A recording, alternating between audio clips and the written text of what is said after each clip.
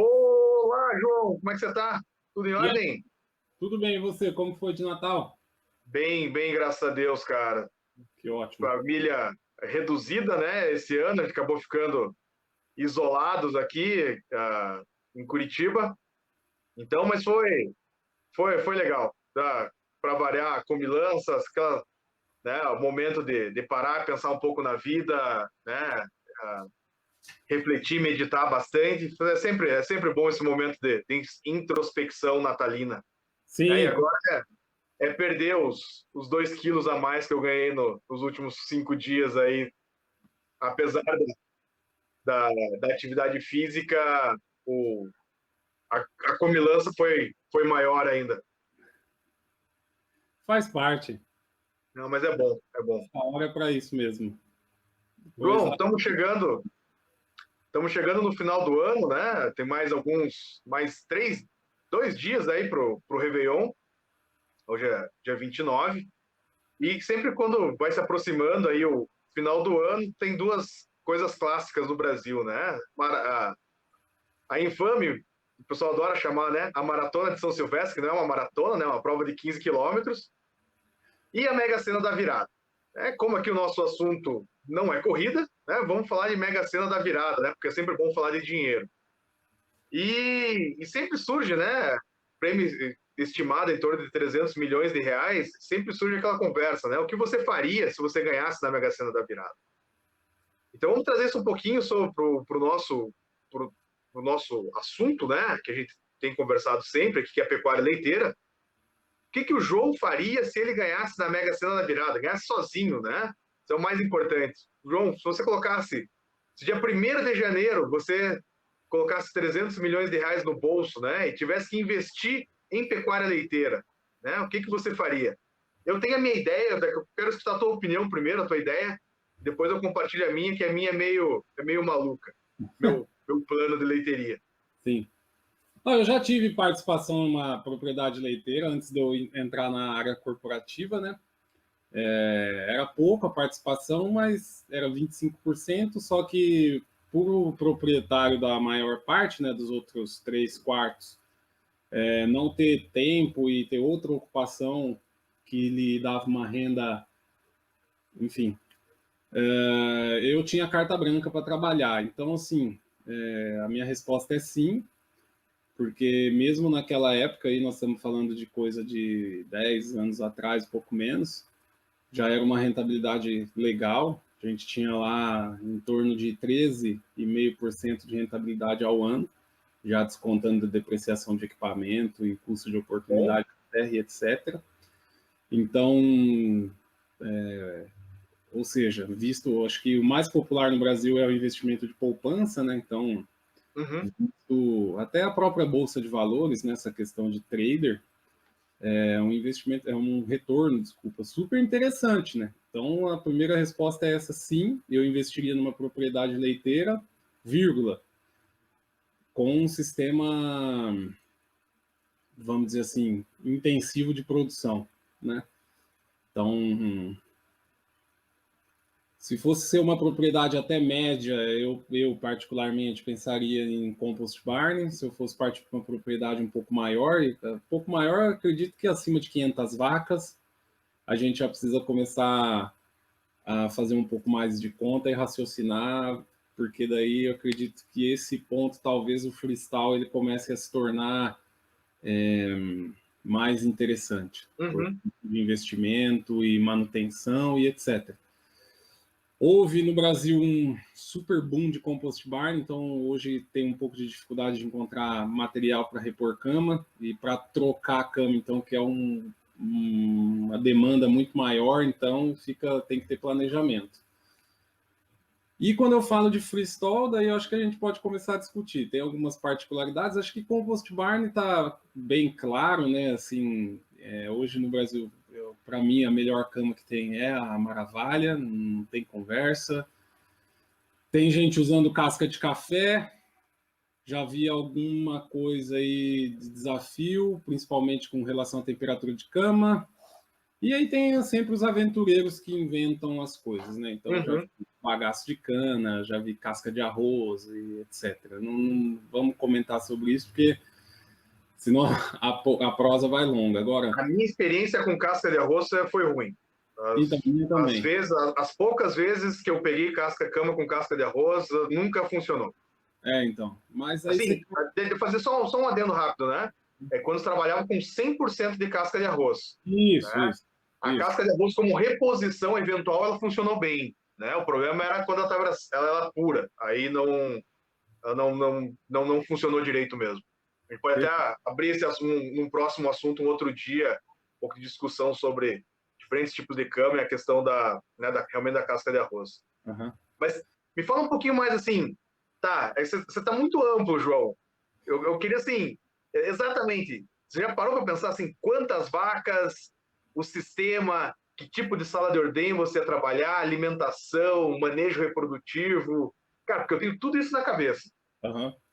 Ó, manejo reprodutivo para mim seria intensivo e ATF não tem conversa. Fazer um bom manejo de pré-parto para com 30 dias já só ultrassom, 30 dias de DEL, né? 30 dias de DEL fica redundante, 30 DEL.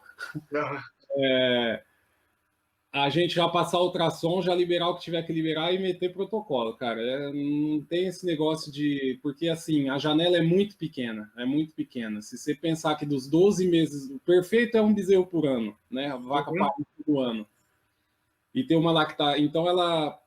Só de gestação, nós estamos falando de 9 meses, né? Então, sobrou 3. Aí você bota o 30 dias de PEV, já sobrou 2. E aí você bota 21 dias, então te sobrou 2 oportunidades de você emprenhar essa vaca no ano. Então, esse negócio de, para mim, sinto muito aí, né? É intensivo mesmo, é protocolo e pau na máquina, não tem o que esperar. Eu nunca tinha conversado sobre isso, mas eu concordo, cara. Também, a minha opinião é exatamente igual à tua. Tem que colocar sêmen para dentro da vaca. A vaca só emprenha se você inseminar ela. Não, se não empurrar o sêmen para dentro dela, infelizmente ela não emprenha. Então, essa história de ficar esperando o momento certo, o cio perfeito, o muco perfeito. Cara, eu gosto muito o Zequinha fala muito isso, né? Cara, insemina. Na dúvida, insemina. Não tem dúvida, né? Na dúvida, insemina. Ponto. Claro, isso daí. O sêmen é muito barato. Perto de todos os custos que existem numa propriedade, mesmo o sêmen caro, ele é barato. Exato. O que vai te forçar, então, se você pegar esse manejo intensivo de reprodução, vai te forçar a ter uma excelente cria e recria, porque senão você não vai ter reposição, né? Uhum. Quando você aperta na reprodução, vaca que não emprenhar, tchau. E aí você tem que ter uma para pôr no lugar, porque senão seu rebanho diminui de tamanho, você está morto a médio e longo prazo. Então, o segundo ponto é essa questão. Então, criação de bezerra. Colostragem boa, não tem conversa, entendeu? Dá leite mesmo para bezerra. Não tem esse negócio de medicar leite. Eu acho que tem que chegar leite mesmo, fazer essa bezerra desmamar com o dobro do peso. Alô, João? Do nascimento aos 60 dias. Uhum. E fazer uma recria intensiva também, lógico que daí usando um pouco, não uma silagem de milho, por exemplo, você tem outras alternativas. Na minha época, eu usava, por estar na região noroeste de São Paulo, eu tinha acesso ao bagaço de cana, então eu usava bagaço de cana com ração e a recria ia super bem desse jeito. Tanto que as novilhas lá a gente conseguia, em torno de 24 meses, ela já estava se tornando matriz primípara.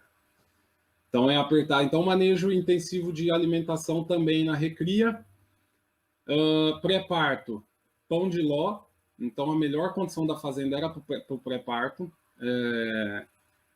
Então, melhor, tanto que o primeiro pequeno compost, lá era uma propriedade pequena, 100 vacas, mas em lactação, mas como, por ser pequeno, então o primeiro compost foi para pré-parto, e aí nesse pré-parto fazer toda essa questão de dieta, não vou entrar muito aqui para não estender o prazo, a conversa, e vaca... é intensivo também, cara. Silagem de milho, sim, beleza, tem outras silagens aí, só se sua área for realmente impossível de produzir milho, que no Brasil eu acredito que essa área não exista, né? Não conheço ainda também. Então, talvez no Amazonas, mas aí tem outras particularidades lá. Mas para produzir milho, então é silagem de milho e ração concentrada, cara, ordenha. E para mim tem que ser usada ao máximo. Então esse negócio de 1 hora de ordenha e tá, aí você compra aquele puta equipamento gigantesco para você usar ele 1 hora por dia, ainda não me convenceram de que isso é sustentável, beleza? Então você pegar, por exemplo, lá a gente tinha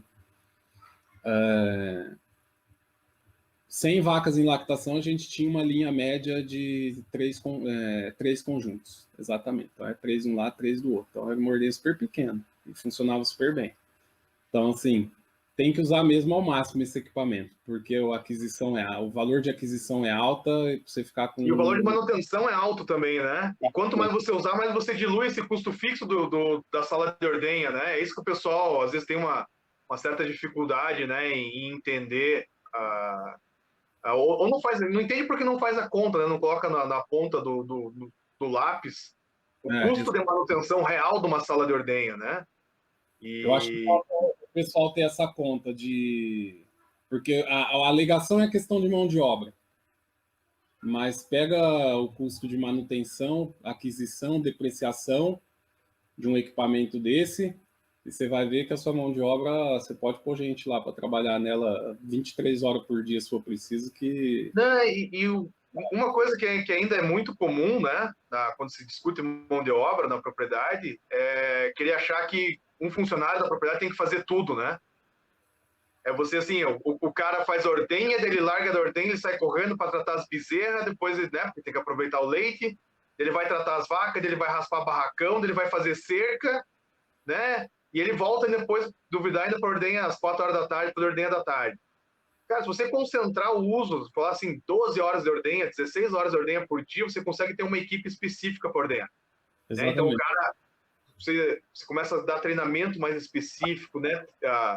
Óbvio, aqui no bom sentido, mas uma cobrança mais específica em cima de um determinado serviço, e com isso a gente consegue ter realmente melhorias de processo. Né? Infelizmente, quando a gente tem um funcionário que é generalista, né, que ele faz tudo, né, ele vai fazer tudo, mas não vai fazer nada bem feito, né? Porque quem faz tudo não faz nada bem feito. É a história do pato, né? O pato é o triatleta da natureza, né? Ele nada, ele voa e ele corre, né? Só que ele nada mal, voa mal e corre mal. Então, não, até que ponto isso adianta é complicado. Só para a gente não se estender muito, João, a gente pode voltar. Assim, acho que ele abordou vários tópicos interessantes aqui. Deixa eu passar a minha ideia de propriedade leiteira, porque essa ideia, eu venho pensando nela desde 2012, 2013, desde que a ordenha robótica veio para o Brasil. Né? Na verdade, ela veio um pouquinho depois, me fugiu agora quando lá o Armando Habers instalou os robôs dele lá em Castro. Mas a minha mãe... 2000 e... Acho que foi 2010. 10, então tá fechando 10 anos já de robô, é isso? Deve ser mais uma coisa assim. A minha mãe mora numa propriedade, numa chácara em Castro. Essa propriedade tem 10 hectares. E dos 10 hectares, só mais ou menos uns 5 a 6 hectares seriam aptos à agricultura ou pecuária. É uma área realmente muito pequena, né?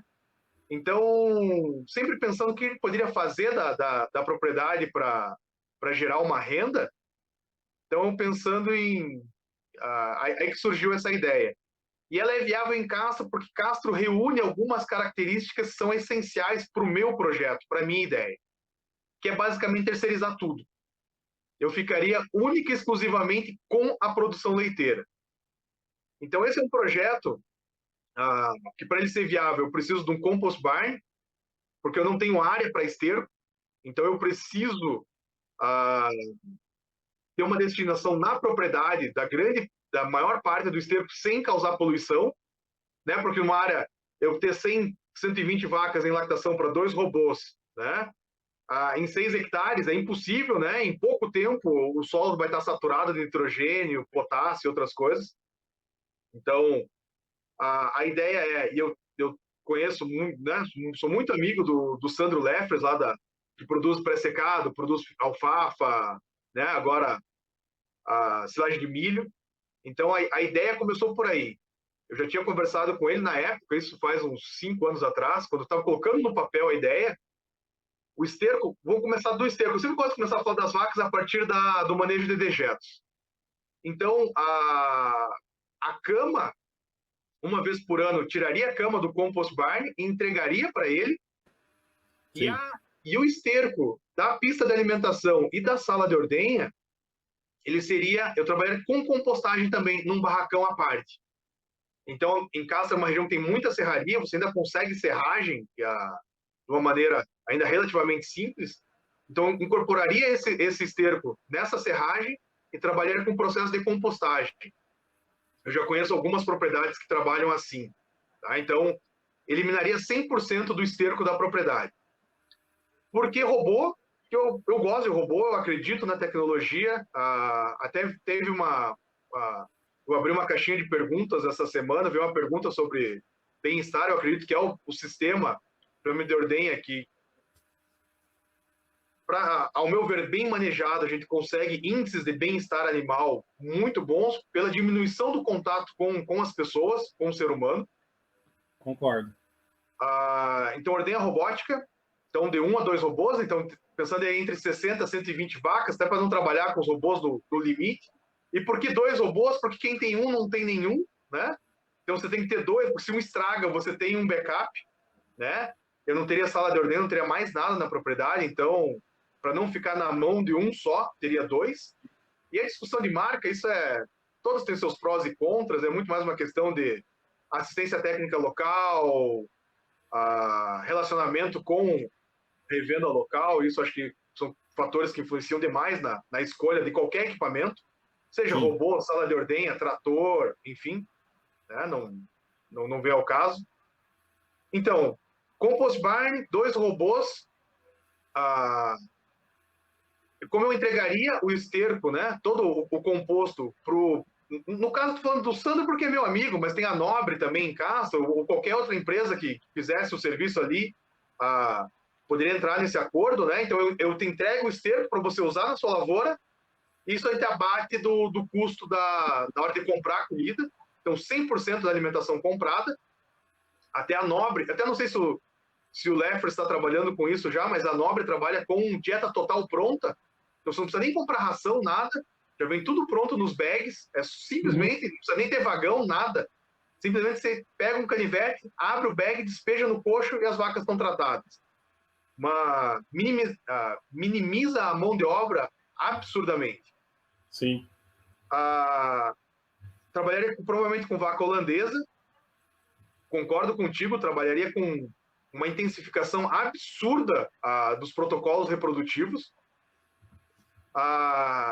Eu inseminaria muito provavelmente com Angus ou com Wagyu, tá? Aí vai depender de alguns acordos que eu já tive algumas conversas, né? Se conseguir fechar um acordo com alguém que queira engordar os animais, né? Então 100% de inseminação com Angus ou com Wagyu. Por que dessas raças?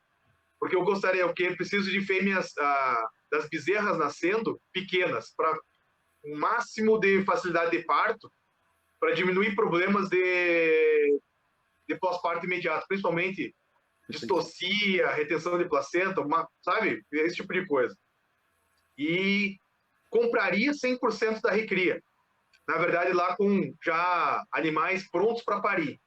Sim. Então, assim, Castro, Carambeí, Arapoti, eles têm imerso das maiores bacias leiteiras do Brasil, então 100% da recria comprada. Então, foco única e exclusivamente na produção de leite. Dois motivos que me levam a crer que esse projeto, 3 motivos que esse projeto funciona. Eu tenho um amigo que trabalhou dessa maneira durante um tempo ali em Castro, ele parou por outros motivos, mas enquanto ele trabalhou, ele funciona. Tem um produtor amigo meu que trabalha assim, comprando a comida. Então, hoje 100% da comida dele é comprada e a área da propriedade dele destina para a produção de grãos. Então, ele diversificou ainda mais a renda dele.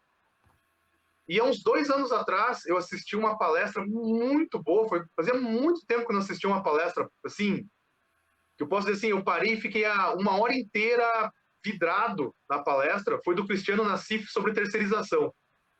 Ele mostrou vários cenários e mostrou que realmente é possível ganhar dinheiro terceirizando algumas etapas que na mentalidade de 99% das pessoas envolvidas na pecuária leiteira seriam impossíveis de serem terceirizadas, né?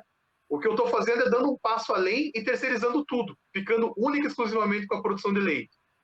Então, essa é a minha ideia para um projeto com uma propriedade pequena que, se não for assim, ela não se torna viável. Sim. Então, a troca do esterco por comida, então terceirização da comida, terceirização da recria e ficando única e exclusivamente com a ordenha robótica, né? Cuidando única e exclusivamente do leite na propriedade. É mais ou menos essa a minha ideia. Até um tempo atrás eu tinha um modelo no Excel com todos os custos de investimento, né? E é um projeto que ele se paga, né? Você paga todo o investimento em 5 a 6 anos. Então, a partir do 5º a 6º ano, ele realmente já começa a ter... pagou todo o capital inicial e ele realmente começa a dar lucro para a atividade. Então, acho que vale a pena. Eu acho que alguns pontos aqui super importantes que eu achei para reflexão. Por exemplo, vamos pensar em passado, né? Quando eu tive lá do outro lado, e futuro com a tua ideia que eu achei sensacional. Algumas coisas que chamam a atenção, duas principalmente, né? Como que avançou a questão de tratamento de dejeto no Brasil e como que avançou essa questão de ordenha, né? Com o robô.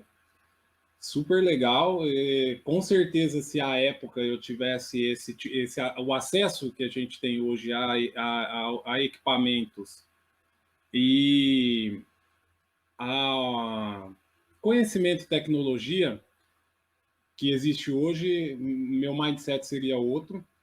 E uma coisa que me chamou a atenção é o seguinte: eu não terceirizava a comida porque era plantada em área própria, mas o serviço era 100% terceirizado. Naquela época, nós já tínhamos em mente lá que nós não éramos bons agricultores. Exato. É saber reconhecer onde você é forte e onde você é fraco, né?